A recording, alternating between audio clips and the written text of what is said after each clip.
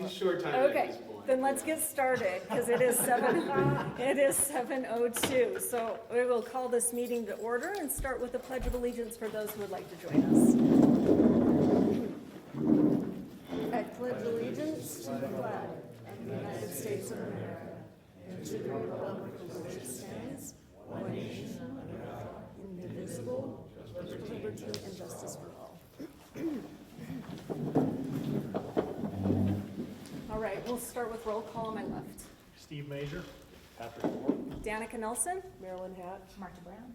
Okay, and I know Aunt Hannah is absent tonight. Angela will be joining us shortly. So welcome, everyone. Thank you all for joining us for tonight's meeting. As purely an advisory panel, Lolo Community Council strives to promote the interests and welfare of the citizens of Lolo by acting as a liaison between the community and the Missoula Board of County Commissioners. At each meeting, we provide the opportunity for public comment on both agenda and non-agenda items. The public comment period for items not on the agenda is at the end of the meeting. The council will not discuss or take action on non-agenda items until a future meeting if they choose to do so. Public comment on items that are on the agenda may be given during the public comment period after approval of the minutes and or during discussion after the agenda item has been presented. We ask you keep your comments respectful and limited to 3 minutes. We appreciate your attendance and participation. We will move now to the reading and approval of minutes. Council, I believe were you able to read them, Pat? You just weren't able to print them? Yeah, but I got copies from Steve. Perfect. Is there any discussion on the minutes? Shannon was here, very well done. Okay, thanks. All right, then I would entertain a motion. I move we accept the minutes as written. Do you have- Second it. All right, all those in favor? Aye. All right. Approval of expenditures. We did not have any printing expenditures today, so there's nothing to approve on that. So we will move on to public comment on agenda items. Does anyone have public comment right now? No, seeing none. All right. Communications and reports. So we received our email update from Missoula County. Some of the updates that may be of interest to the Lolo community include the following. Missoula County is seeking public input on a proposed variance request from Spanish Skies LLC. The proposal would allow infrastructure development within the riparian resource buffer area on mostly vacant parcels that include one existing commercial business on Blue Mountain Road. The Board of Adjustment hearing is scheduled for Wednesday, June 18th. You can learn more and comment at MissoulaCountyVoice.com. Missoula County is also hosting 3 events in June to help residents prepare for emergencies with their animals. All events are free and they're open to all. The first is preparing your animals for the next emergency, which will be Thursday, June 12th from 5 to 8 at Big Sky Horse Park. This is hands-on demonstration and clinics by the Missoula Rural Fire District, staff from the Montana Department of Livestock, and others. The snacks will be provided. The second is practical resources for animal emergency planning, and that is Monday, June 16th from 7 to 8 p.m. This one is a Zoom webinar. Speakers will include Nick Holloway, Deputy Director of Disaster and Emergency Services, Missoula County Office of Emergency Management, and Natalie Sullivan, Agriculture, Equine, and Livestock Extension Agent, Missoula County MSU Extension. The third will be a biosecurity update for horses and livestock in western Montana. This is Saturday, June 28th from 12 to 2:30 at the GW Marks Exploration Center. Features a lecture from Dr. Brene Peterson, Montana Department of Livestock Veterinarian, and lunch will be provided at that one. Finally, the Missoula County Commissioners and City Council extended a joint rebate program for residents who install energy-efficient heat pump water heaters. Thanks to a $45,000 920 federal grant, the rebate has increased from $575 to $1,435. You can learn more and apply online at Missoula County's website. Finally, sign up for their weekly newsletter, missoulacounty.us/news/e-notification. Engage with the county on active plans and projects at MissoulaCountyVoice.com. And other sources of county information include their YouTube channel for meeting recordings, their Mythbuster series, and the county podcast. Now on to Treasury Report with Marilyn. Okay.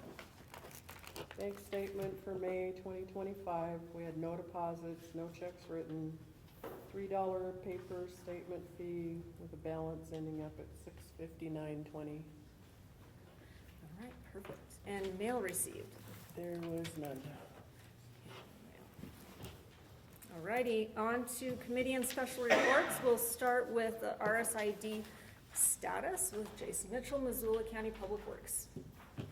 Is there a good place to stand for the camera?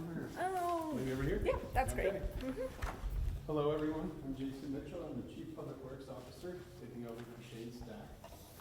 He's still with us for maybe for about 2 more weeks, but like I said, I think he's taking a little slower these days. And I just want to provide a general update. We've kind of made some shift in methodology here for the RSID.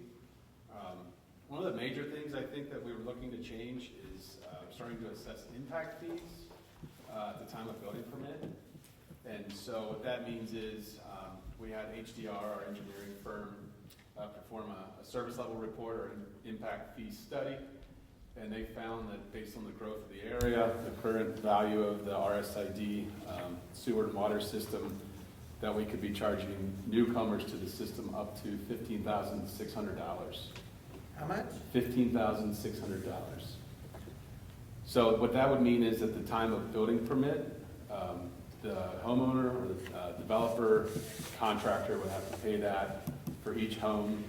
And then likewise for commercial facilities, if you wanted to have a car wash, much like we talked about at the open house, they would be calculated based on their equivalent dwelling unit, which is basically 250 gallons per day. So basically the design of this is to have newcomers to the system not only pay their fair share of the current system, but then pay their fair share of the expansion of the system. And so I know we kind of talked a little bit before about kind of lumping the expansion of the system and the repairs in all at once. This is going to be a little bit of different methodology. We're going to have the same project going, but the intent is for the commissioners to somehow fund the expansion of the system, and then the impact fees would pay that back, so that the current RSID users aren't being burdened with the expansion of the system. So it kind of becomes a latecomers fee. Latecomers fees. Isn't that kind of what was there before? I'm finding out, yes. Okay. Yeah, certainly. And then so with that, just to speak a little bit to the timelines, our first step is to create a new RSID. What we're going through the current RSID, and we're trying to take out any properties that aren't receiving benefits. So if they're not hooked to sewer or water, because there's about 10 or 15 properties that are not receiving any benefit, but they're being assessed. So we want to look to take those out of the RSID, and then basically make an exact replica of 901, maybe 902 or 903, whatever the number is. And then that RSID will fund the redundancy of the system. At the same time, we'll be building additional capacity, but that's going to be funded from a separate source. And again, this is all tentative. I've been working with lawyers, been working with in-house impact fee specialists. And so hopefully that is the way, it looks like that's going to be the way it's going to move forward. And then the next step really would be the RSID creation, which would be, the hearing would be held on July 10th. And then we'd like to give 5 or 6 weeks for public comment. And then the commissioners would hold another public hearing on, say, like 8/14 or maybe 8/21 the following week to give us adequate time. And then at that point, if there's not enough protests, they'll take a vote to elect to have the final RSID initiated. From there, they'll assess the fees and everything like that with the project. So that would be a new RSID using the same map that the RSID 901 has right now. It just Correct. overlays that same Right. thing and just. And as people petition to come in, or, so once a year, the commissioners can look at the RSID and choose to expand the boundaries, as you know, or people can petition to be in. So as new developments come online, they're petitioning to be in. And so with this, I know several developers have asked, okay, what does this mean for us? The hope is, and I need to confirm this 100%, but the hope is we can start providing will serve letters as soon as August, so that the developers can start getting their plats ready, moving forward. So that's the intention. I know that was a lot of information, but So any idea where the money is, where the commissioners have found the money to fund this in advance of latecomers?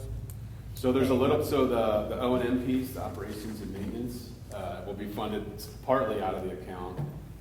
There's still some hope of this $5 million from congressional spending. I don't know, a lot of the federal spending is getting cut right now. And then it would be through bonds, work with the CFO to see what kind of programs are out there. For some of these impact fee programs, you can do low interest loans up front. It's kind of like a balloon payment that gets higher and higher so that as money comes into the system, it's paying back. But we're going to, as we pass the new resolution for these impact fees, we're just going to elect to go with the highest that HDR has said, which is $15,600, just so that we're not burdening the current users of the system with the expansion of this system. That's the hope. Yes, ma'am. That 15,600, Yeah. I'm just curious. I think originally we were told it was gonna be like 10,000 for a new connection. Yeah, we actually did pass resolution for 10,000, increasing 1,000 per year. Our attorney has asked us to look at the impact fee route. From what I understand, it's more on better ground for charging impact fees as opposed to charging developers up front. And so a lot of people will say, well, this passed the onus to the homeowner, but ultimately the homeowner or the new homeowner is going to pay for it anyway, whether it's at the development fee at the GC portion, when you go to get building permit. So either way, the homeowner is going to pay for it, or the general contractor for the commercial construction. I'm just curious, is that number kind of set in stone, or is that likely to change again? Or? Yeah, so once a year, from my understanding, impact fees is that you're allowed to add inflation, which I don't think we're going to do. I think we'll just do it every 5 years, which is allowable by law for a new service level report. And then you look at it at that time, you project out another 25 years, you see the growth of the system, potential impact on the system, take the current value of the system, take a little piece of that, how much it's going to cost to expand, and that's what makes up the impact fee. And of course, I'm grossly simplifying, but I have like a 30-page impact fee study. We'll put it online once it's finalized. One last question Yeah, related yeah. to that. If someone wanted to have an accessory dwelling unit on an existing property that their main house, let's say, is already part of the RSID, they aren't a developer per se, would that 15.6 apply to them, or would it be a different, do they have any more leeway? From what I'm being told, and I can confirm this, is that each dwelling on the property would require its own service, and therefore its own connection to the system. So it would be, yes, an additional 15,600. Jim? So the current rate payers now would be stay about the same, is that correct? Well, so it's kind of a loaded question. We just sent out a mailer that your rates are going to go up about $23 a year. I don't want to convolute the issue, but that's completely O&M. That's like year-over-year costs. So what's that, like $2 a month? But your rates will go up somewhat, but not as much as previously stated, because that portion that is expansion of the system will be paid for outside of your O&M, your normal costs. But it will go up some because there is redundancy that's needed in the system. But how much is not, I've asked HDR to pull those numbers together. So yeah, we're looking at that right now. There's currently two accounts, one for building and one is for maintenance. Exactly, And they're about 900,000. 100%, yep.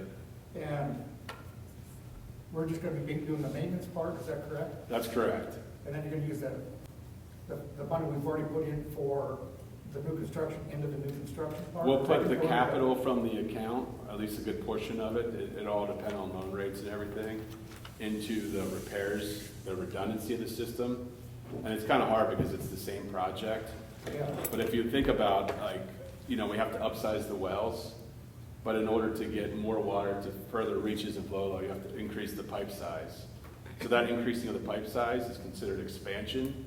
It's not a repair of the system or redundancy of the system, so you need to charge that to the impact fees, basically. So anything to do with new growth or new developments will be charged to the impact fees. Yeah. I see Sealy Lake got over, 21 million or something? I saw that. I'm not 100% sure it's still happening. I have to go to a sewer board meeting the 19th, but I haven't heard that it was for sure. Oh, okay, because I heard they got 20-some million and we got 6. Well, yeah, well, I think you got about 8 from the ARPA funds originally. Is that what you mean, from the ARPA funds or from Yes, the congressional yes, spending? ARPA funds. Yeah. And that's currently being used already. Yeah, I believe that was from Zinsky's, I forget, it's community projects program or something like that, that he had Oh. earmarked for Sealy Lake. And that's what Shane had put in for all these different programs to try to fund this. And the one that's still in the running is that 5 million from Sheehy, his office. And so we have a firm that kind of reaches out to the politicians, and I asked them to reach out to them to see if we were still in the running for that 5 million. Hopefully we are. Thank you. Yeah. Any other questions? Jason, I have one. I know that there's been concern on the current RSID about how people are being charged. Okay. Is that gonna be addressed when you do the new RSID? Or Yeah, so- is that gonna be, that's a separate Yeah. discussion? Let's get through this and that's a separate. No, I think it's part and parcel to this discussion. So what we've asked Dan Simmons, our legal counsel, outside legal counsel, to look at is in the RSID methodology, there's that, or any combination thereof. So we said, could we look at improved land values as opposed to just bare land value? So if someone has a $1.5 million home and somebody has a $200,000 home, it's kind of paying accordingly. I'm not 100% sure that's legal methodology, but he was looking into it. And in long term, the hope is maybe to go to a special improvement district, which gives us more Or did flexibility. you ask to look into that? Dan Simmons, he's external counsel. Okay, what about Department of Revenue? Aren't they the ones that do the assessment on those? I mean, isn't that, I thought that was the first place a person should go if they're not happy with the way things are being assessed on their property and therefore taxed? Yeah, I think it's a matter of how you pass the RSID and resolution. But yeah, it would be a great place to check the DOR to see if that's a legal methodology. Well, because from the meetings I attended, it seems like the Department of Revenue is the one that assesses the properties. They do, yeah. And therefore, they're the ones that you go to. But we select the methodology, so it's kind of the chicken or the egg, right? I know, but they're the Yeah. ones that are implementing it. Right. So if you wanna Definitive answer. have it reviewed, you go to the Department of Revenue. Yeah, I And think it's a say, good idea. look at the way you're doing this, blah, blah, blah. And then, if they lower it, I know when I was a commissioner, people could come and ask for 5 years back in the rears, to be reimbursed for overpayment of things. It does happen. I just wonder if it would be Department of lower Revenue because is not a it's, perfect entity. it's through an RSID, so if you think about like a capital improvement project and just say it's 6 million and you have 1,300 users in the system, I don't think that ultimate 6 million changes. I think the methodology They're does. still using 3 different methodologies for assessing that land for that Right. RSID. I think it's worth a conversation with you. I think it's worth a big conversation. Yeah, I think I was coming at it from the legal standpoint first to make sure we were well That's within why our I legal asked bounds, you but to yeah. be checked with. I would definitely check with the Department of Revenue. I know that, back in my day, they met with the commissioners on a monthly basis. Okay. So I checked with them. Cool, great advice. Yes, sir. You said the new RSID will cover redundancy. Right. Which phases of the construction are considered redundancy in this? And are they the ones that were outlined a couple years ago by the engineers? So the redundancy is like putting in a new bioreactor, and I have to look at the plans, honestly, Okay. look at the phasing. You're probably still getting up to speed. Yeah, I mean, I've done a lot of work in this RSID, but in terms of the phasing, I should have had Cora here, she probably could have answered that question, but also like upsizing the wells, because the DEQ's requirement is to be able to operate at max daily capacity with your largest well out of service. So we have to update or increase the size of wells 2 and 3 Do you to think be that- on a DEQ standard. Okay. Do you think an HDR will redefine those phases when they? We're asking them to, yeah. Okay. So we're actually looking at that specifically for the impact fees, because it's a very, I mean, as you probably know, a complex calculation in terms of what is the current value of the system. A portion of that goes to the new user. And then the thing that we have to figure out is like this latecomer situation is if somebody has to extend the line Our first thought is to put that on the developer, they pressure test the line, and then the county takes ownership of that line. But what if somebody wants to shoot off of that line? We've already charged them for that, so they should, like this situation, be able to recoup some of that value. Yes, ma'am? So, I'm totally uninformed, I'll admit, on this RSID stuff. Yeah. And I went and tried to download, print off some stuff that I could read. So what I ended up getting was from 2021 and 2022. Is there, and it was a lot. I mean, it cost me Yeah. $25 to get this printed off, and it's not fun It costs reading. us But a lot anyway, more to get the drawings done. so is there a more current one that I should be So what that reading, is or- the preliminary engineering report, Yeah. and they perform that work for those ARPA funds. So they submitted for those ARPA funds back in '22, and that's how they're building not only the new lift station out there, but then the dewatering facility out there. So that was done solely to capture some of that grant money, of that $8 million that's been fed into the system. So is there more current stats of stuff? we should We've, be Brett and reading? I think you may know Brent O'Connor, he helps manage the RSID. We have considered doing another PER, the only problem is it's expensive and it's not really necessary at this point. So we've asked HCR maybe to look at that and see if they could update it. But really, a lot of that information is still relevant. Okay. It was based just on the current system for that funding. That's what the federal government requires when you get that ARPA grant. They require a study like that, so.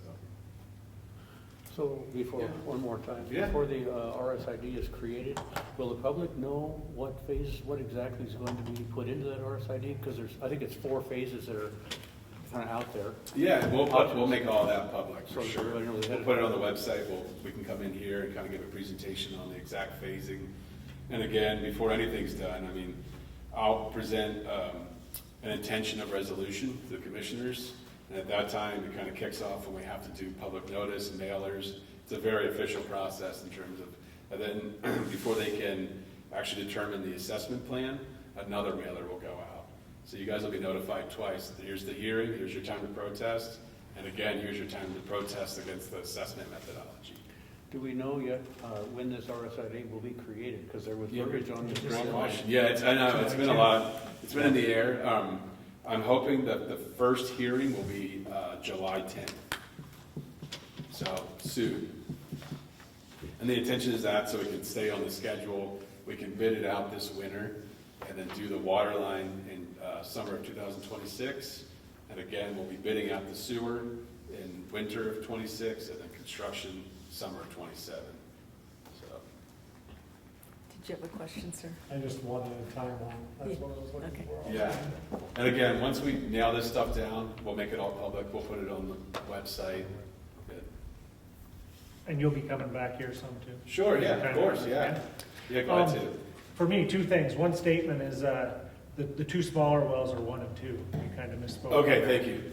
And then the second is, you talked about the congressional spending through Sheehy's office. I heard there was something with Zinke as well. Yeah, there was 1.4 million, but I got notice that was eliminated. That was eliminated. Yeah. Okay, thank you for that. Are you sure 1 isn't the largest, because it has the larger place of use? No, 3 is the largest. Okay, That's the one I thank pulled you. up. All right, appreciate that.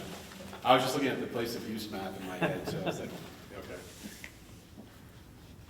Okay, All right, well, thank you all. thank you so much. Thank you. Yeah. All right, next up, we have Dale Olenyorth School. Thanks you all.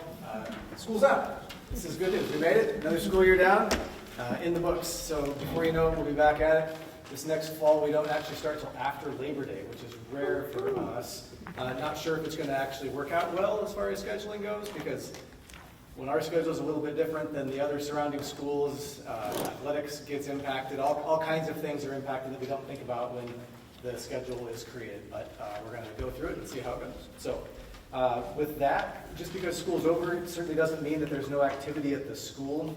Just yesterday, so our first day back, our first day after school ended, we started the Jump Start program, which will go for 4 weeks.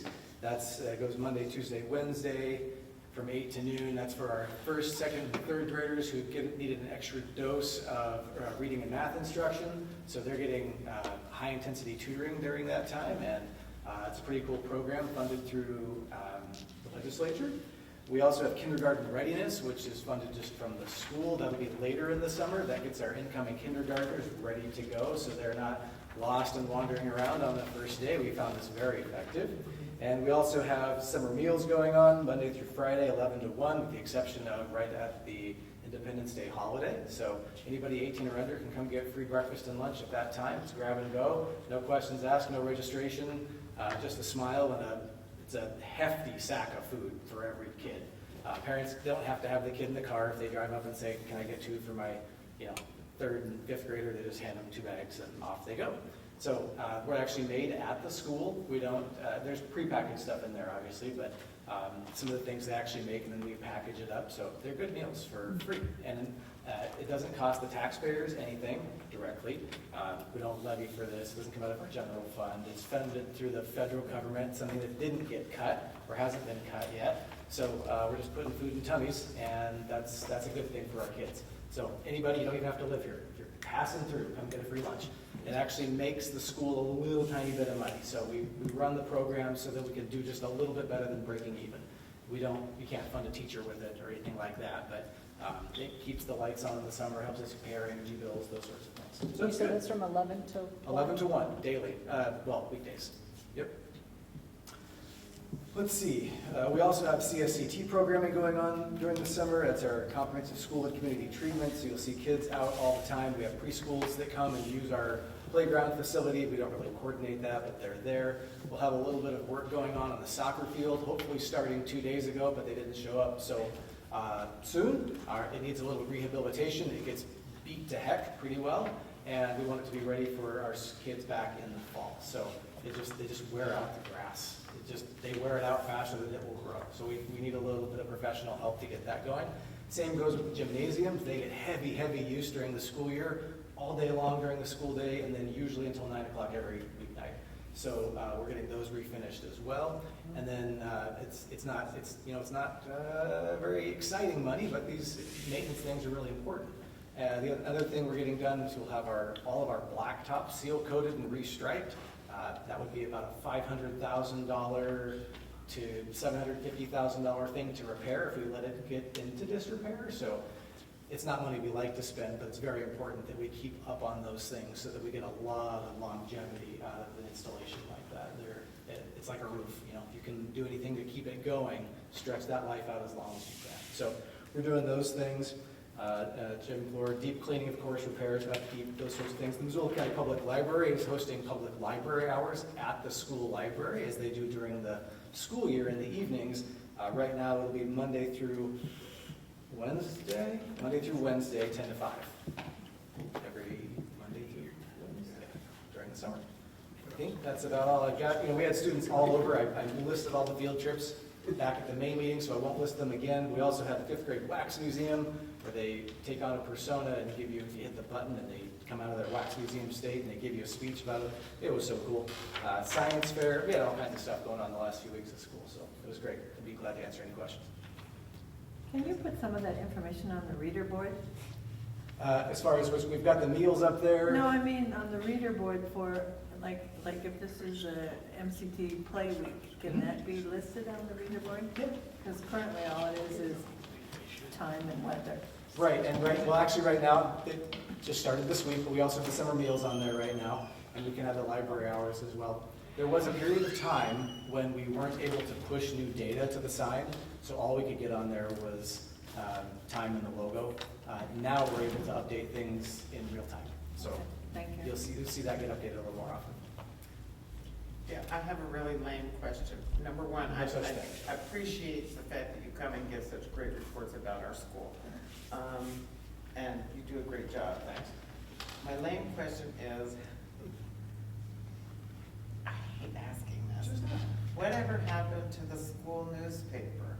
As someone my kids went to Lolo School, I'm retired, I don't have kids in the school, I don't have grandkids in the school anymore, but as a taxpayer, that meant a lot to me every month. I know a lot get thrown out in the garbage and stuff, like campaign stuff does too and stuff, but people like myself, that for me, I got to see the little things funny things that the kids were writing, different things the teachers were doing, just an update so that I could keep feeling good about saying yes when I vote to support the school and stuff. And not everybody is on the internet. The internet doesn't go up the creek very well.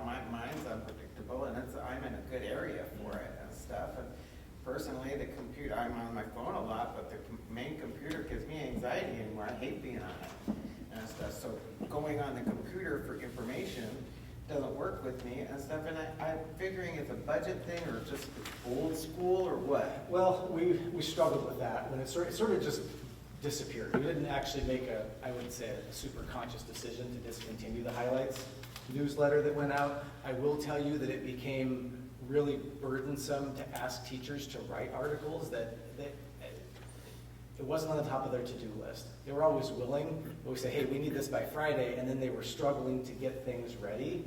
So we felt like it was becoming a burden on the people who were actually putting the content in, or I had to write everything, and nobody wants to read that, I'm sure.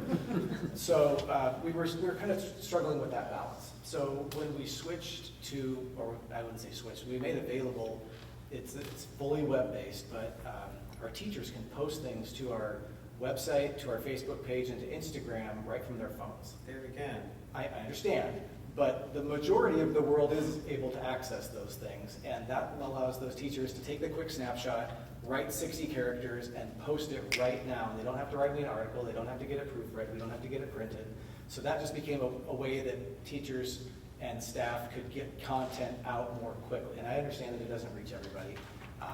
So I guess we struggle with how to balance that. Well, I'm concerned with making sure that we remain inclusive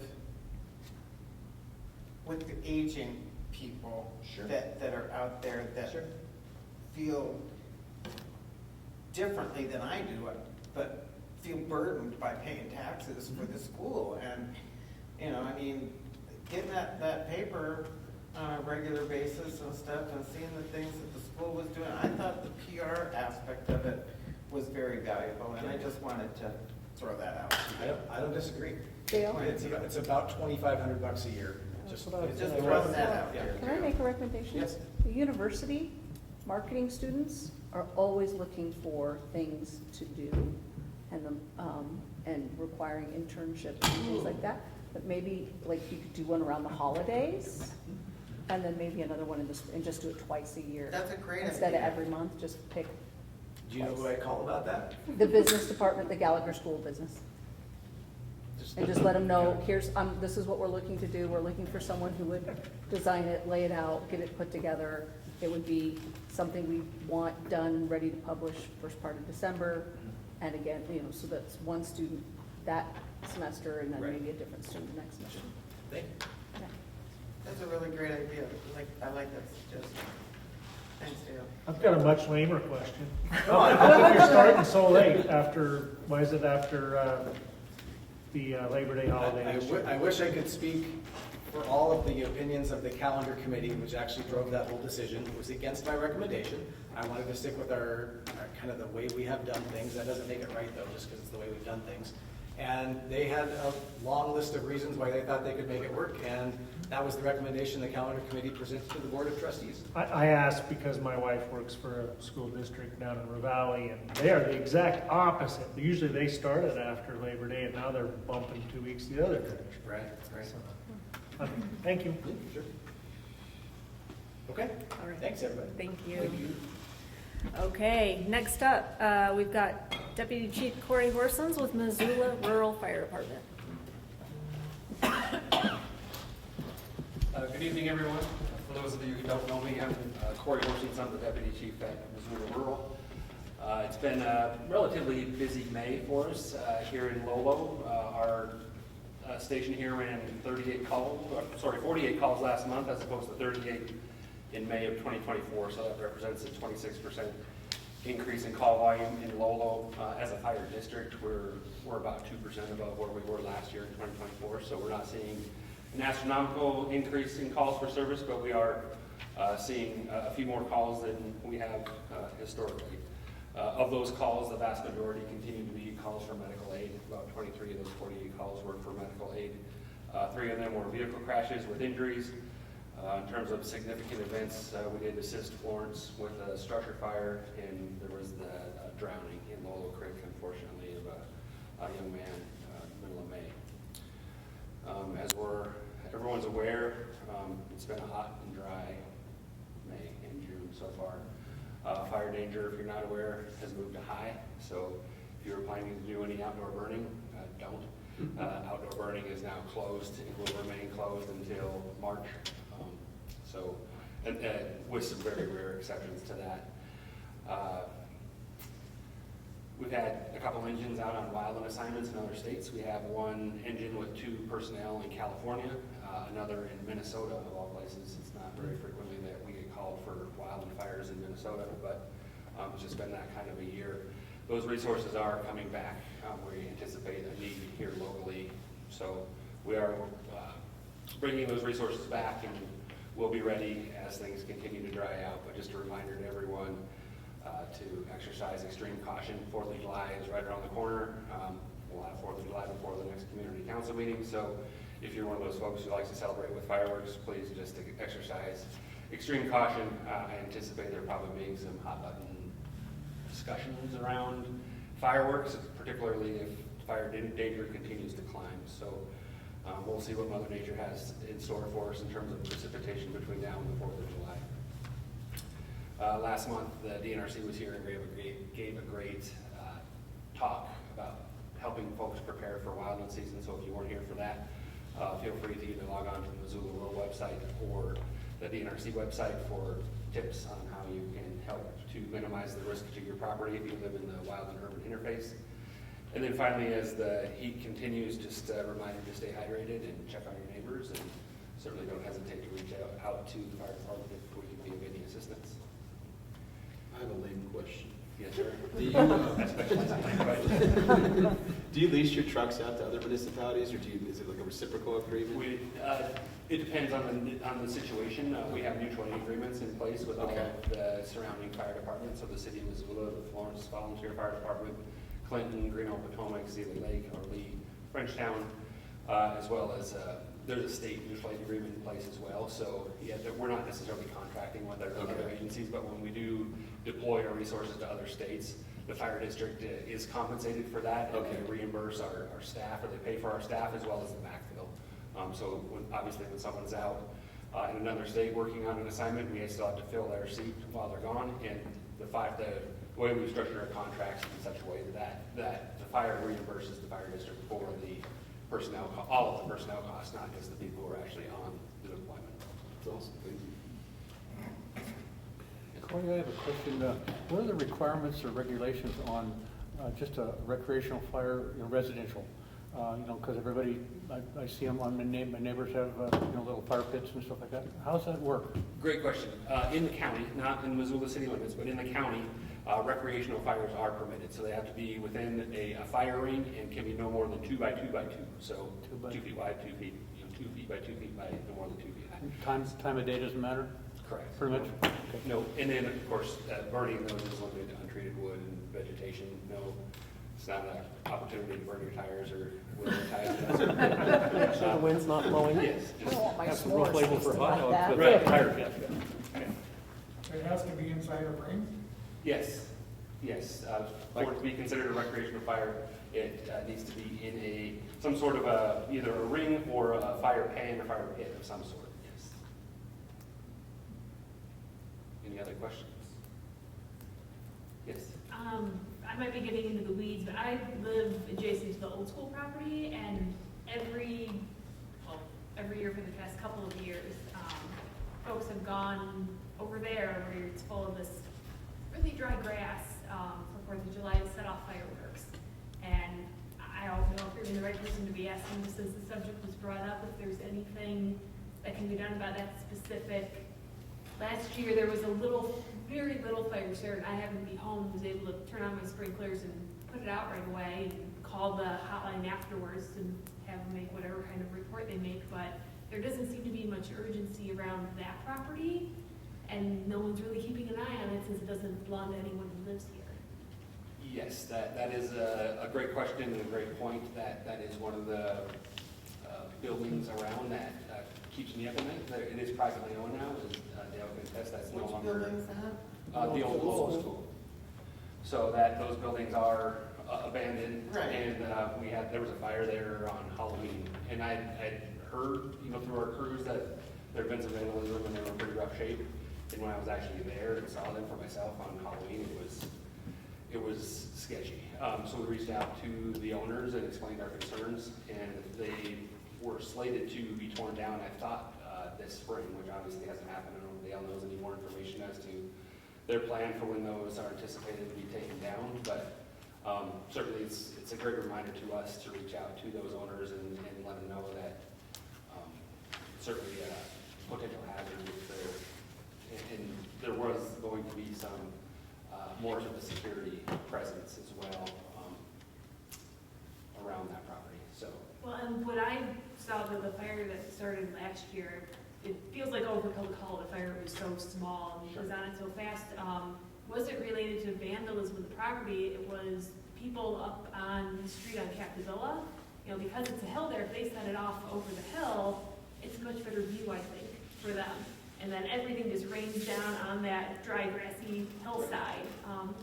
And since the folks who own it aren't there to tell the public, hey, we'd rather you not rain ash and embers down on our property, it seems that people have gotten a lot bolder than in years past.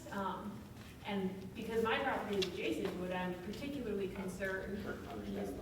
Not sure who to raise that concern with. If we do have, the fire department has contact information of the current owners, and so it is time that we reach out to them, especially with fire danger getting to be where it is, and not necessarily unsightly grass, but it is a bit of a fire hazard. So we'll certainly reach out to the owners and see what can be done to try to minimize that. Going along with it, would there be any way to reach out to, I'm thinking the people who are doing the damage, I don't know who they are, but I know what neighborhoods they live in. Would there be a way to, I don't know, get spitball and canvas or somehow communicate with certain neighborhoods that like, hey, it's actually illegal to set off fireworks in the street and you've actually started fires in the past that you're just too drunk to be aware of? Good question. We typically work in collaboration with the city sheriff's department, or the county sheriff's office, particularly around the 4th of July for patrols, and there is a hotline to report fireworks concerns. Yeah. Usually the city limits is where that is where the hotline is intended for. But certainly if you are concerned, don't hesitate to call 911 and they can dispatch out law enforcement and or the fire department to do what we can to make sure the community stays safe. That would be after a fire is started. Or if there's fireworks being used in an unsafe way or on public property, fireworks can be used on private property, but not public spaces. If they're being used in the street or other public areas, then it certainly would be appropriate to call 911. It might be worth a try either calling the county weed district or the planning department and having a discussion with them about the vacant lot in the school lot and fire hazard and weed mitigation, because a program I started when I was a commissioner had to do with noxious weeds and controlling them with properties that were in limbo and stuff, so that just didn't become an overgrown weed patch and a fire hazard. So people had to submit a vegetation management plan for their property while it was in limbo and transition. And that includes either spraying the weeds, mechanically mowing the weeds, or having them grazed and stuff. So a phone call like that might nudge the owners, county weed department? the county weed district or the planning department. I don't know, I know at the time the planning department was keeping these properties on a calendar basis so that they could touch bases with them and nudge them apparently. It's Bryce Christians now is the head of, Bryce Christians is the head of the weed department in the county. Okay, Yeah. and he'd be a good one to talk to. And I'm trying to remember the one planner that develop the program and stuff, but they have to have a vegetation management plan in place, and so they might need a nudge to get it mowed before the 4th. At least the tall grass would be laying down flat to dry. Sure, well, And it would sure, take minimizing the intensity. less of the burden off the place, just a thought. Is that something I should reach out to them for, or is that something that You someone know, more efficient? any one of you can, you know. I I'll be mean, happy to reach out, but if you, as a citizen as well, If you think it would I help. suspect if it's like most things, one call is good, 2 or 3 or 4, Yeah. typically gets people to. Yeah, I would encourage anyone in the community who might be concerned about that to reach out to the county weed department. I'll do the same as a rep from the fire district. Yes, Marilyn?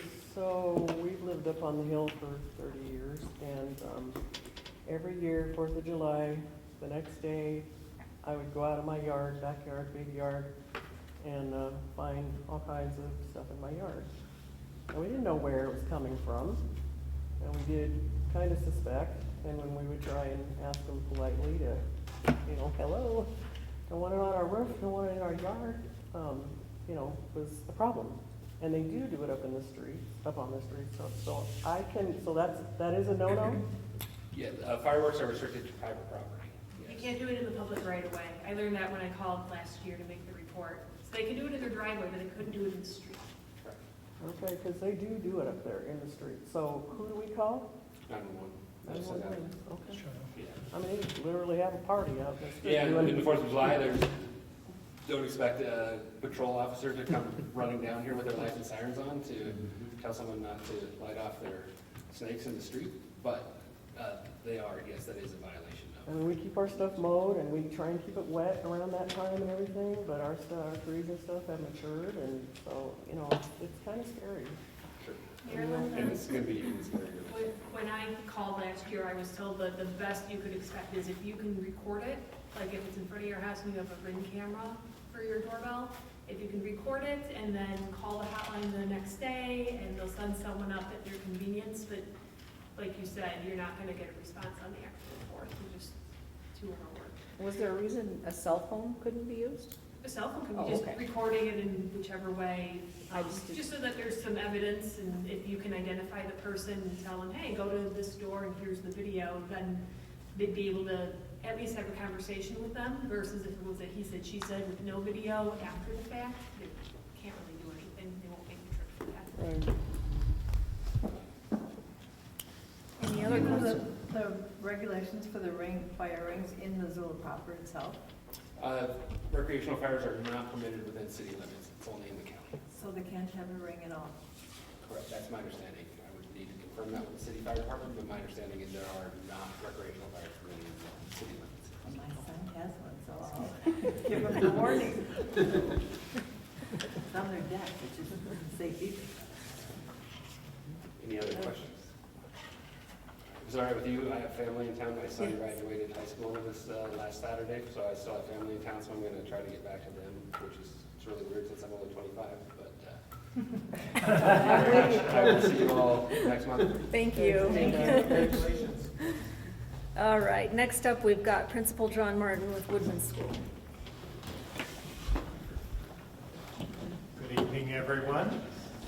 For us, school's been out for 2 weeks now, so we're well into our summer break. We had a great end to the year. We had lots of fun field trips. For example, we went to St. Mary's Mission, to Stevensville, Hamilton. The Lolo Creek watershed came up to us and did a whole presentation along the creek on the ranch. Our middle schoolers went to Silverwood Theme Park, and there's actually a physics day, so they learned the physics of roller coasters and got to actually build roller coasters and share those, so that was great. We had a great end of the year family barbecue and field day, and lots of families came up, and we cooked burgers and hot dogs, had a great time. We had a fantastic 8th grade graduation and sent those 8th graders off to high school and wrapped up the year. So it was a great ending in May to the school year. We're continuing to work on bus safety on Highway 12 with our school bus. We continue to work with law enforcement and have law enforcement patrolling the highway during the bus times. We've also had bus escorts. They'll follow behind the bus to make sure that people aren't illegally passing on a random basis, both the Missoula County Sheriff's Department as well as the Montana Highway Patrol. So continuing to work on that. We have lots of summer construction and repairs going on. We're getting new external doors. We have some remodeling going on inside. We're having repairs and painting done to the external fence around the property. So lots of work going on with contractors this summer, continuing to keep our facility looking great. Exciting news is we received from the state, from the Montana OPI, a literacy grant. So we were one of several districts in the state that received that grant. And it's quite a huge grant for our district, so bringing in slightly over $1 million over 4 years. So with that grant, we're going to be able to buy new literacy supplies, eventually curriculum, as well as professional development for the teachers, and an instructional coach that will be coming in to work with the teachers on reading and literacy. We've also expanded our preschool program with this grant. So part of the money goes to preschool. So we've always had a 4-year-old preschool. We now have added a 3-year-old preschool. So we'll be providing services for 3-year-olds as well as 4-year-olds. So we're excited about that and that expansion. Let's see here. In addition with that, we're adding more staff. We are hiring another teacher as well as a full-time assistant para.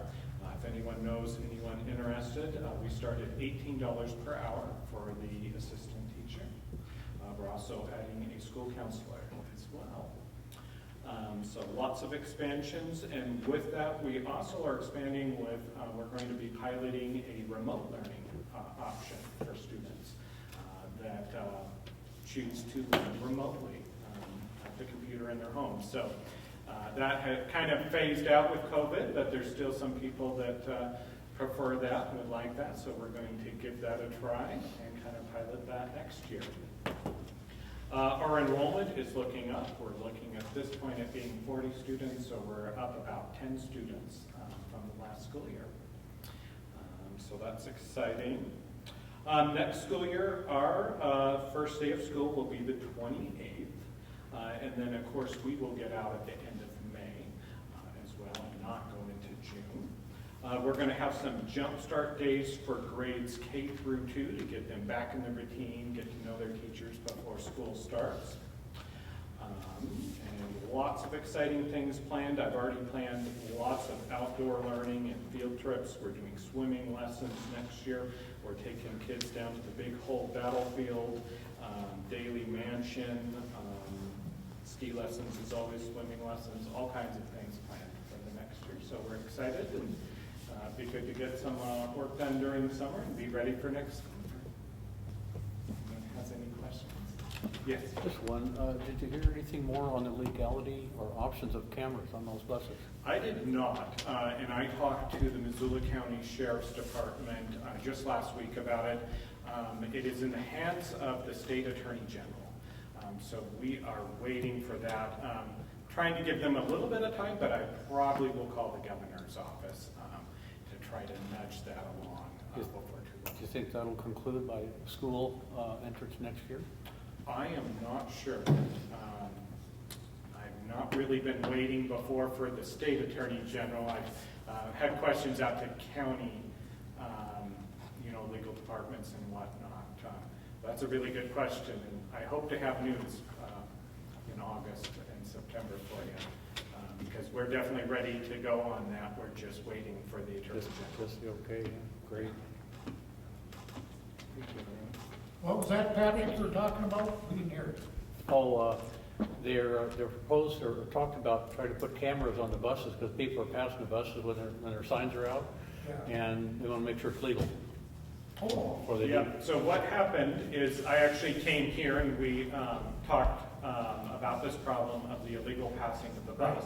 And then Danica and I went to a county commissioners meeting and did a presentation there and discussed many things. And one thing we discussed is that we would like to put a camera on the stop sign that comes out from the bus to be able to capture the image and the license plate of the person that is illegally passing the bus when the stop sign is out. And then we wanted to go on that, and we talked to the sheriff's department, and they're like, I'm not sure that we can ticket using that. We can definitely, talk to the person or whatnot, but they want to make sure that they were actually able to issue a ticket. Well, Mountain Line can do it, Missoula, if you don't yield to them, they take pictures, don't they? That was my understanding. And I'm not sure. So what we did then is the commissioners took it to the county legal department, and they decided that they were not willing or able to answer that question, and they forwarded it on to the state attorney general. And that's kind of where it's waiting.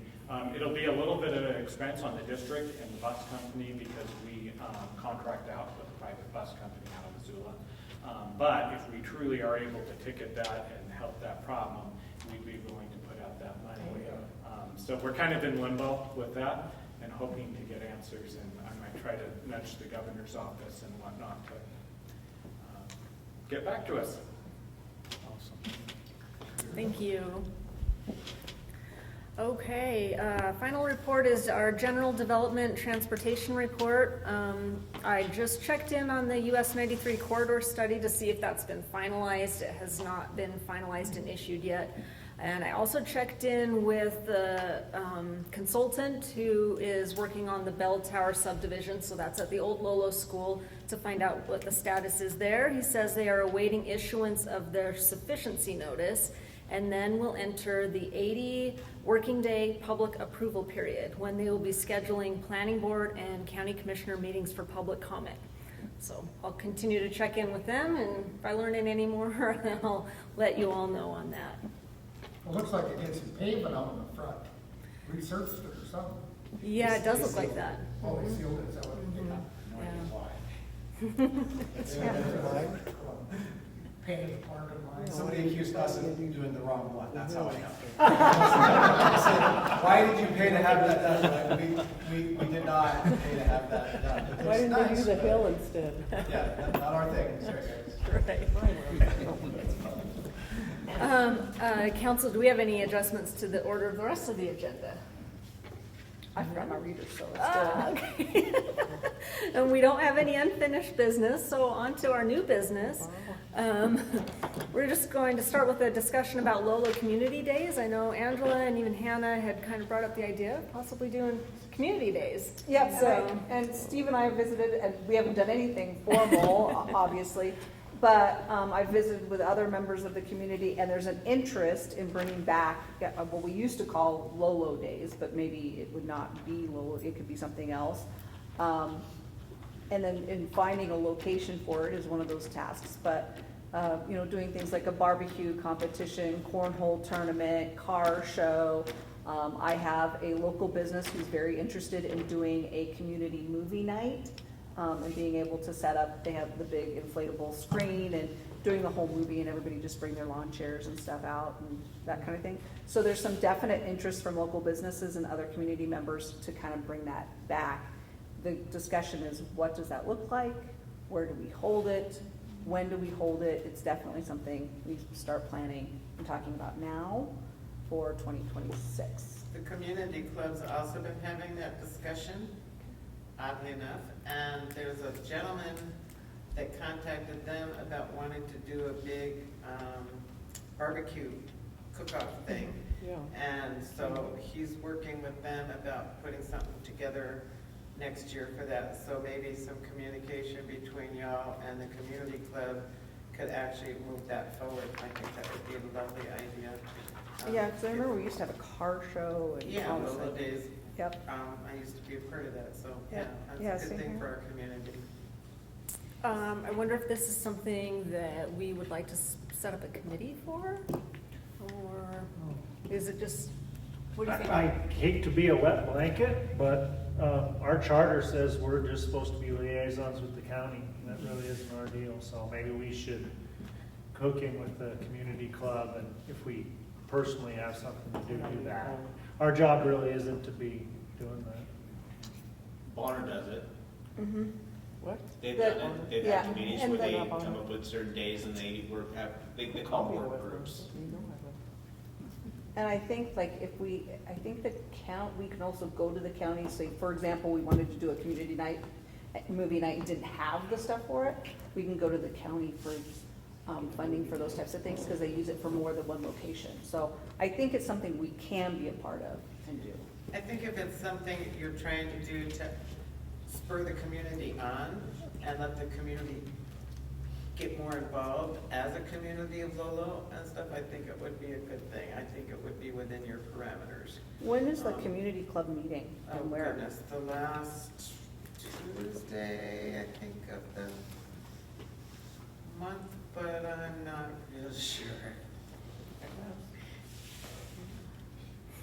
Maybe, it sounds like, I don't know if either Steve or Angela, or even, I know Hannah was interested in this too, could find out more from the commissioners, what we could do as a council in regards to that, and then maybe we put it on another agenda item. Be good. And so, Just kind of want to make sure it's okay. It's nice to hear that Bonner does it. It just seems like it is outside of our purview. Dale kind of brought that up last time about some stuff. okay, yeah, no, it makes sense to double check that, and then maybe we can just bring it up again at a future meeting. So I'll follow up on that. I'll get a hold of Eileen Nelson and have her get a hold of you to make sure you guys know when they meet. I've been going to the meetings, but I can't tell you. I know she gives me the reminders. I think it's the last Tuesday of the month, around 7, and they meet here. The barbecue guy, was that the guy that was here one time recently and said how much of trouble he was having Dan? getting a permit? Yeah. I don't know. It could be. Impossible to, I have no hope he's idea. found a way to get that done. He was very, very interested in, very Yeah. forwardly interested Yeah, I about it. talked to him on the phone for a long time about it, and he said he'd tried everything to try and get his food truck. So that would be the Permitted and permit everything. issue. Yeah, that's a health. Okay, any further discussion on Lolo Community Days right now?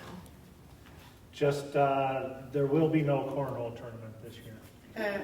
Oh, Got canceled, yeah, I know. Just maybe in 2026, so there you go. Maybe we can tie I'll it be in. out of town. Just not happening in Set it up, did it 2025. during graduation. American like Legion just couldn't practice? pull it off. I Okay. know. Okay, next agenda item is Missoula Growth Policy and Lolo Regional Plan Update. We had Karen Hughes come out and give a presentation just on zoning and general growth. The Missoula County is working on updating their growth policy and would like input from the community on possibly incorporating updates to Lolo Regional Plan. So Karen suggested possibly we do a standing agenda item each month, and we all kind of take on various tasks of reading through the current growth policy and seeing what items we want to discuss at each meeting. Right now, she and the planning department are working through giving us an outline that we could then follow, and they are willing to come to those meetings as well and have those discussions with us. So this agenda item is strictly just whether the council wants to add this as one of those standing items on our agenda going forward. So we can have discussion about that, or I'd also entertain a motion on that. I move we add planning department to the standing agenda. I second that. Great. Oh, do Can we I add 2 cents? Yes. Yeah, Now you can, you got second. Thank you. It's always slayed me that Lolo, both times that the growth policy was being addressed, followed after the sewer expansion brouhaha was already done and decided. The way communities generally get planned and plan for themselves is they plan the community, what they want, what they see, what their visions are, what they have, what they need, you know, hopes, wants, and dreams, and compile that information, and then look at how we can make it happen, and then they look at sewer and water and such. So I would suggest, since the Lolo Regional Land Use Plan is grossly outdated, and the sewer and water is already moving forward with their expansion plans, that now is a definitely good time for the Lolo regional plan to be updated in a real serious way. I mean, the old one didn't include the school being moved, and I'm glad the school's moved and finally in a really good, secure location and stuff for the future of our students and our families here. But the way it's grown so far and stuff is grossly out of compliance with our current plan, and it would be a really good thing to get that updated as we move forward. They're really only good for 10 years. So just throwing that out there as something that I would hopefully you support, and I would definitely wholeheartedly support y'all doing that. Great, thanks, Michelle. Okay, we have a motion and a second. Any further discussion from council? All right, all those in favor? Aye. Wait, what was the motion? To add the discussion about the updating the growth policy and Lolo regional plan as a standing Oh, agenda okay. item. Yeah, fine. Okay. Have y'all read the old regional plan? I It's have. done in sections, you know, it's considered like part of the upper drainage of Highway 12, it's called the Middle Valley or whatever, you know. It might be interesting if you really looked at it, picked it apart section by section, and then the county, I'm sure, has the ability to put mailers out to the areas, the residents in that area, so that they could start coming and participating. They would know when their little section of Lolo and the plan is going to be discussed. Because back when the first, in the 70s, when the first Lolo land use plan came out, that's all it was called, was Lolo Land Use Plan, and it was just really a small segment of Lolo.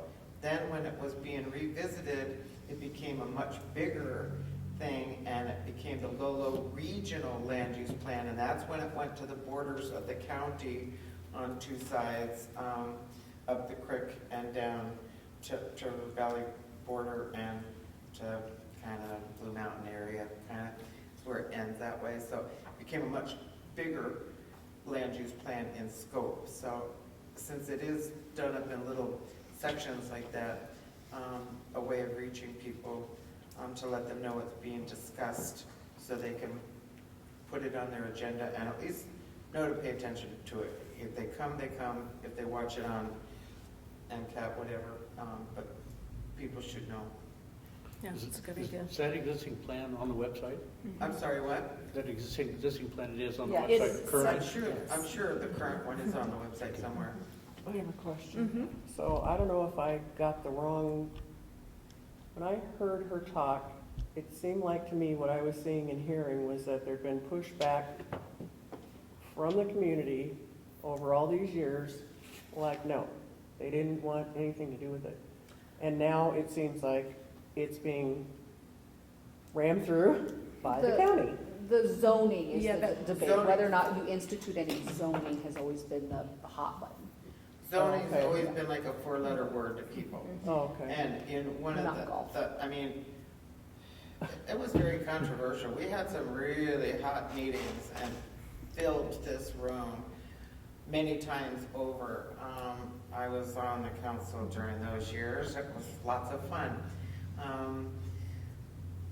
But one of the last things that had been controversial was the property in the Lolo Flats there that now has some of it on the further north side Yeah. has been developed into some 4 and 5 acre lots.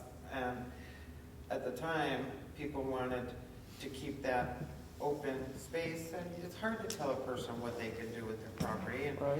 and stuff. And it came down to, well, you know, if sewer and water was available, they could make this many units out of it and blah, blah, blah. So there, you know, at one point, that was a very controversial segment of Lolo that raised the dander of a lot of people.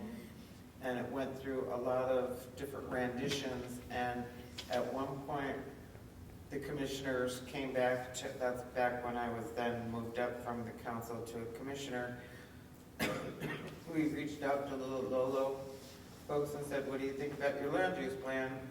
What do you think about, if you really want to protect yourself, it's time to implement this plan from a plan into zoning, if you because the plan is just a recommendation. People can make good cases why this recommendation no longer fits the scenario, and this is why I want to build my car wash here, for instance, or whatever, you know, and stuff. So if they make a good enough case, it becomes very subjective. It's not objective anymore. If you really want to nail it in and lock it in, then you make it into zoning. And a large number of citizens said, you know, you start with that end of Lolo, we've already had enough fatigue and ups and downs with that, we're satisfied with where it lands. You start with that property there and you zone that, and then you can work your way through the rest of Lolo. You know, it had to do with building up trust with the citizens and the government, the local government and stuff, and we never moved forward on it. It just got stuck in limbo and stuff. That was our opportunity there.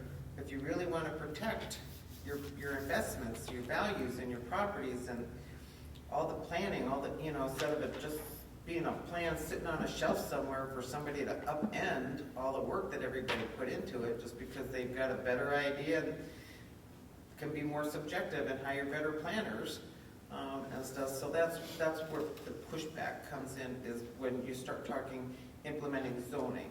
But redoing the plan is at least a good basis to start to protect the community that I think we all know and love and want to raise our children in and grandchildren and grow old in and feel safe. So, Thanks, Michelle. Yeah. I think that was shut down because the access to the highway, wasn't it? Didn't that have something to do with it? what, the subdivision? No, all that got worked out. Everything got worked out. It had to do with it just never got back on the books to become zoned. All right. Next agenda item is Community Council Meeting Information Board. So these are our... Did we vote? We did. That was additional discussion that happened afterward. Yeah. We did vote. Wake up and smell the roses. Sorry, I can't No, vote it's again. all right. Just wants to vote. So our sandwich boards are deteriorating, and Marta went and got some quotes to see what it would take to update those. Yeah, they're disgusting, guys. I put those things out, in the morning, 7:30, once a month, and they're just, it's bad. So we have 3 sandwich boards, so double-sided, so there's 6 panels that are really more or less handwritten at this point, and they just are janky, guys. So I did go and get some two quotes. Allegra Design and Print for 6 panels, professionally done, is $194. Fast Signs for 6 panels is $261. I would really love to have some professional boards done because, again, I'm embarrassed every morning and evening when I go pick them up. Let me make it clear, you just need the coroplast boards? Yeah, so the sandwich, the actual plastic is fine. Yeah. It's just the printed part that gets stuck inside of there that's just awful. That is something I do for a living. Do you want me to see how much because I could design them for free and send them off to be printed? You sure could. And you want me to just... Yeah, I would just like to know, if we can actually, it would be great if you could do that, Angela. Mm-hmm. But I would just like to know if, as a council, we can say, yeah, our boards are hideous, and let's get new boards. Well, and may I say, we did do that at one point when Ashley, she was here. It was a big controversy. It was done. We paid for it, and it didn't work. The way that they are, it's So- super tiny. When you have, bless you, when you have people driving by and looking, you can't even see, the print is so small. Yeah, you need large. You need larger print. You just, and you need something to pop and to catch the eye, like, oh, tonight that's happening, right? So did they give you an idea of a design and that you could? It's pretty straightforward, and I did take one of the old, professionally done, it's like a little half, it doesn't even take up the whole board. I took that to Allegra and they kept it and just so that they could do their design. So, yeah. I think Allegra might be cheaper, actually. Yeah, At $32 a board, they might be cheaper. Well, they I'm trying to are, remember. they are cheaper. Yeah. Two $261 for fast sign. 261 versus 194. for labor. Yeah. Yeah. Michelle and Todd do a great job. They help me with my tour stuff, so that might be cheaper than what I pay online. Because I was thinking I was $25 to $45. I can't remember, so. And this is nothing fancy, there's no logo on it, it's just the words that And the stick time, out. And the and the time, place. and, yeah. Date. The Hayloft does that too. Just, Yeah, if you Hayloft. want to keep your money local and give Yeah, your Hayloft, yeah. inside Lolo quote, Hayloft printing, you know, Yeah. graphics. Go to Frank and. Yeah. They do Yeah. that. They've done it for the schoolhouse by, we've had them do our stuff before. I always forget them. I do too, even though they're neighbors now, but we try to do that if we can. Yeah. Well, I mean, I would move that we get the panels redone at a budget of $200. We know we can get it done for that. If Hayloft can do it cheaper, I leave it in your hands to do it with Hayloft. If Hayloft can't, go with Allegra. I would make a motion, $200 budget to redo the boards. I would second that. Any further discussion on that? Great, I will be out of town starting Thursday, I'll be back Monday, so I will go to Frank on Tuesday. I'll go to Hayloft on Tuesday and see what they can do. What's that? Let's do a vote first. Oh, I'm sorry.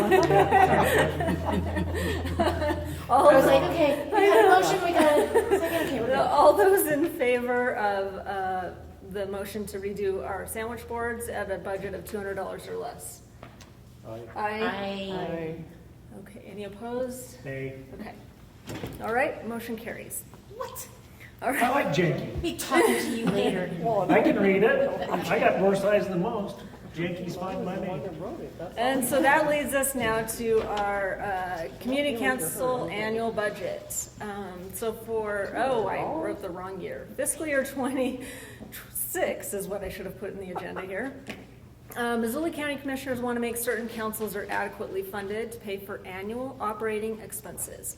Councils with less than $1,000 in their accounts will be funded enough to bring them up to a $1,000 balance for fiscal year 26. The council has prepared its budget report and is requesting $337.30 to bring the account to the $1,000 balance as instructed by the commissioners for operating expenses. Council, you all received that budget and we could review it if you'd like. Basically, just kind of what we did in last year too, just dumping a lot of that funding into printing expenses, knowing that maybe we might want to do these sandwich boards, maybe we might want to do mailers at some point. I feel like really the only expenditure we ever consider usually as a council is possibly things that have to do with printing, aside from our standard rental, facility rental, P.O. box rental, and then our bank fee. So, Question. yes. Is there a, what's the deadline for this? June 30th. June 30th. Mm-hmm. I'm just wondering, since the agenda item that we just voted on, if we should be asking for more than that if we spend the 200 or less. And we could, there's an option in here to ask for kind of a special funding request if we need to. So last year, we're only requesting $337 to bring us back up to, because we still have a bunch left in our budget. So I feel that we're totally safe doing that $200 even without asking for additional funds. But that's, if anyone wants to make a motion otherwise, up for hearing that, so. I make a motion that we increase it to cover the cost. Might as well start out, 537 or something? might as well start out even instead of, behind when we're requesting. So I believe, okay, Are you saving funds? I apologize, I'm just looking at if we do that versus if there's this special request in here. We can just up it, that's fine, well, yeah. So we've got a motion to adjust our ask to $537.30, is that correct? Mhm. Okay, do you have a second on that? Second. Okay, all those in favor? Aye. Aye. Any opposed? Nay. Okay, motion carries. All right. Just today, isn't he? All righty. I've gotten to We're it. not spending our money anyway. Okay, Oh, you wait, More Steve, money. now we got $200 more I'm gonna spend. Uh-huh. Spend. Go shopping. all right. Start providing pizza so Dale can eat when he I comes from voted school. yes twice today. Take note. Next agenda item is the Lolo Community Council election of officers. So this happens every June following the elections. So our positions that we have are chairperson, vice chairperson, secretary, and treasurer. In the agenda, I kind of outlined what those roles entail and proximate commitments, but that's always a little conservative too. So yeah, those are all up for election right now, and we can start with nominations on the Oh, various I roles. nominate Steve for secretary. Just kidding.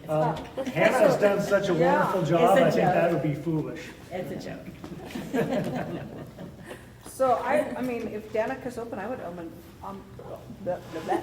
nominate you to continue as chairperson for another year if you're willing and able to serve.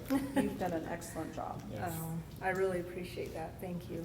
I would accept that nomination. So if we could go ahead and just vote on each one if we want to do that. Unless, do we have another nomination for chairperson? I'll ask for that first. Okay. Thanks, Then, Marla. then do we have a motion for, not the nomination for me as chair? So moved. And do we have a second? I'll second that. All right, all those in favor of me serving as chairperson? Aye. Okay, thank you. All right, so we've got vice chairperson, secretary, and treasurer. I would like to nominate Angela as vice chair. I know it's not that great of a commitment unless I'm gone, but even then, it's, Steve? you know. What? Vice chair? No, thank you. What? Every, You're longer than I. every time we go through. This is more your bailiwick. I'm a naysayer. Amen, bro. Do we have any other nominations for vice chair? Michelle, you interested? I think I'm good. All right. She's our standing I'll let Ken historian, from I here. think. There She you just go, has to yeah. come as our steering committee. Yes, I make a motion then to appoint Angela as vice chair. Second. All right, all those in favor? Aye. There we go. Let's move on to secretary. Do we have any nominations for secretary? Hannah. I know. I move we nominate Hannah for secretary. Okay, do we have a second to nominate Hannah for secretary? Second. Second for Marilyn. All those in favor? Aye. Wonderful. And then finally treasurer. Do we have a nomination for treasurer? Marilyn Hatch. You're willing to still do it? Great job. Oh, It's not open. Yes? as long as, yeah, okay. Okay. I move to nominate Marilyn as treasurer. Do we have a second? I'll second that. All right, all those in favor? Aye. Aye. Well, that was fast, wonderful.